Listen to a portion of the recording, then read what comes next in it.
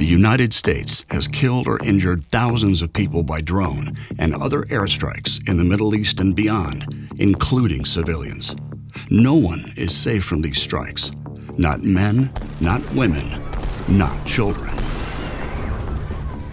Drones fly overhead at all hours. They terrify communities. The endless buzz as they hover reminds civilians that their lives are always in danger.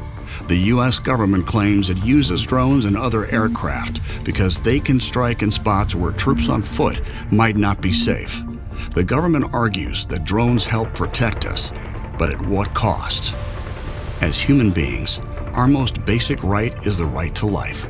International human rights law states that outside of an armed conflict zone, it is illegal to intentionally use lethal force against anyone unless there is an imminent threat to life. In an armed conflict zone, international humanitarian law applies. The U.S. military cannot target civilians and must assume that all people are civilians where there is doubt. The U.S. needs to show it respects human rights and publicly commit to following international law. Yet journalists and human rights organizations report that in a 12-year period, from 2004 through 2016, up to 1,500 civilians were killed in drone strikes conducted by the United States. When it comes to all airstrikes, drones included, the numbers are even more staggering. In 2017 alone, up to 6,000 civilians died in U.S.-led coalition airstrikes. The government has not provided sufficient explanation on the legality of these strikes. The U.S. has failed to investigate or provide any compensation for the vast majority of those injured or for the families of individuals killed in the attacks. The U.S. must not only prove that it follows international law in these situations, but also thoroughly investigate and make public its findings on civilian casualties and unlawful killings. The United States government is now ramping up its drone program.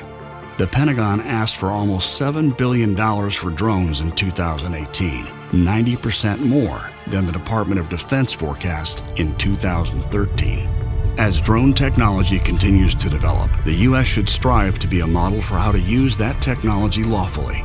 Right now, it's setting a dangerous example for other countries as more and more of them get access to armed drones. As the U.S. government has increased its airstrike activity, the armed groups it is fighting have increased their presence and expanded into more countries. It is unclear if the U.S. use of force is actually creating more hostility against this country. It's one of the many unanswered questions regarding the U.S.'s growing reliance on airstrikes and drone warfare.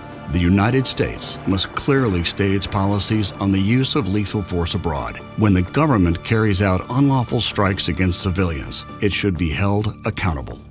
Keep the pressure on at AmnestyUSA.org.